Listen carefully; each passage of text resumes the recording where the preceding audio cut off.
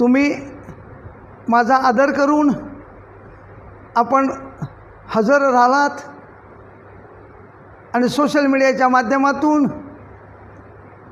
सर्वसामान्य जनतेला समजलं पाहिजे की जुन्नर तालुक्यात काय चाललं आहे. पत्रकार मित्रांनो, जुन्नर तालुक्याचे लोकप्रतिनिधी जुन्नरला येण्याच्या अगोदर हे मुंबई येथे कार्यान्वित होते. त्यांचं कार्यक्षेत्र मुंबई वाशी येथे होतं.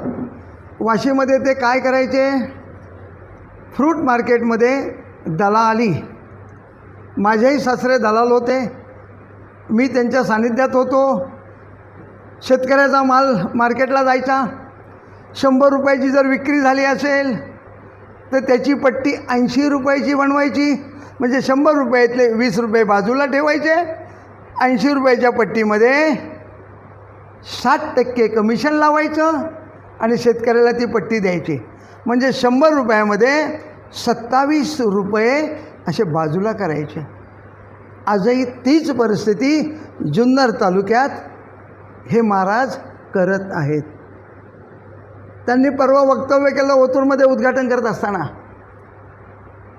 मी 48 तासामध्ये मीडियाची दांडकी बंद करणार. मला त्यांना सूचित करायचं आहे, आमदार साहेब, ज्या दांडक्याच्या जीवावर आपण मागची विधानसभा जिंकून आलात, ह्याच दांडक्यांनी तुमचा विजयी केला आहे.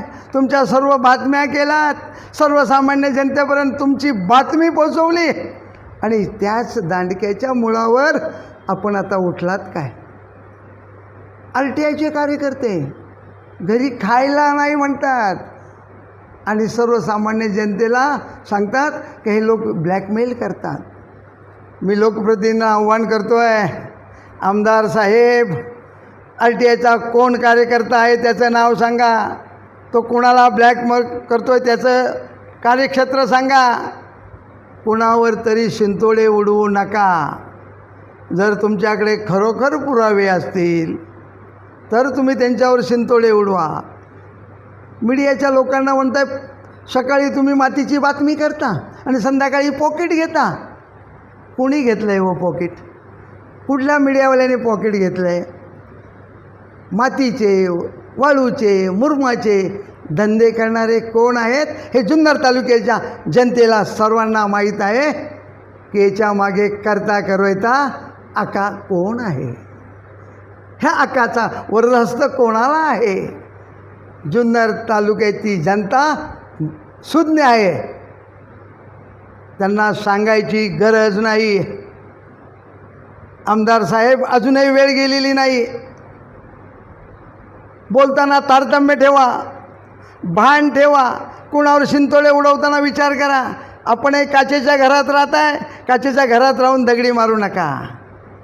तो दगड तुम्हाला आज ना उद्या गुमऱ्यान करील. मग त्यावेळी तुम्हाला आठवण येईल आपण करतोय काय. फक्त बोलायचं, कर्तृत्व झिरो. अरे शासनाने निधी दिला आहे, आम्ही कर भरतो आहे, आम्ही टॅक्स भरतो आहे, आम्ही पाणीपट्टी भरतो आहे. त्याच माध्यमातून शासनाला आमचे पैसे जमा होतात आणि तोच निधी येऊन त्याची डेव्हलपमेंट होते.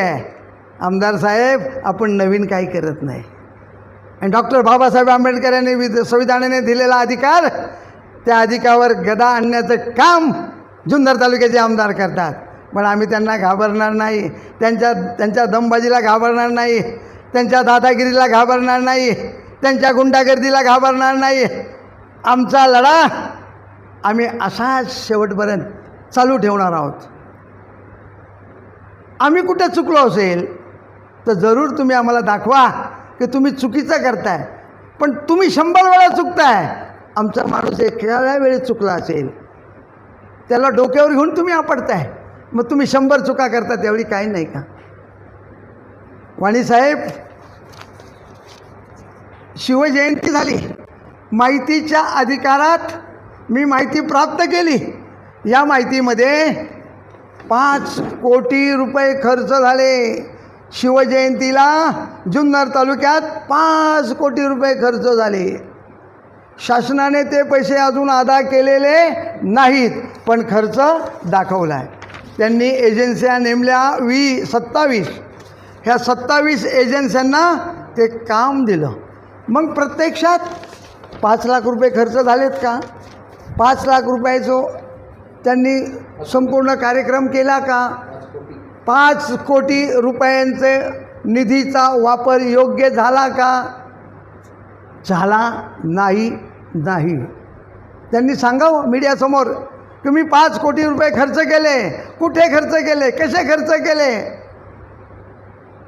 शासनाची चाललेली लयलूट. माझ्याकडे एक नवीन विषय आला आहे वाणीसाहेब, जुन्नरच्या स्टँडचा. कोल्हे साहेब, पाडेकर साहेब, 75 कोटीचं जुन्नरचं होणारं एस.टी. स्टँड, त्याची होणारी डेव्हलपमेंट, हे महाराज स्वतःच्याच माणसाला देण्याच्या याच्यात आहेत. म्हणजे ते स्वतःच त्याला पार्टनर होणार आहेत आणि ते सगळं कमर्शियल होणार आहे. स्टँड आतमध्ये राहणार आहेत आणि करोडो रुपयाचा झोल होणार आहे. याला जबाबदार कोण? तर जुन्नर तालुक्याची जनता राहणार आहे. कुणी आवाज उठवला पाहिजे, त्यांच्या विरोधात बोललं पाहिजे. जर त्यांनी गळचिपी केली आणि आपला आवाज दाबला आणि आपण जर शांत राहिलो तर आपल्याला असंच शांत बसावं लागेल. आणि हे करोडो रुपये कमवून 29च्या इलेक्शनला मतामागे 5,000 10,000 रुपये वाटून परत जुन्नर तालुक्याचे लोकप्रतिनिधी होणार आणि आपण त्यांच्याकडे बघत बसणार.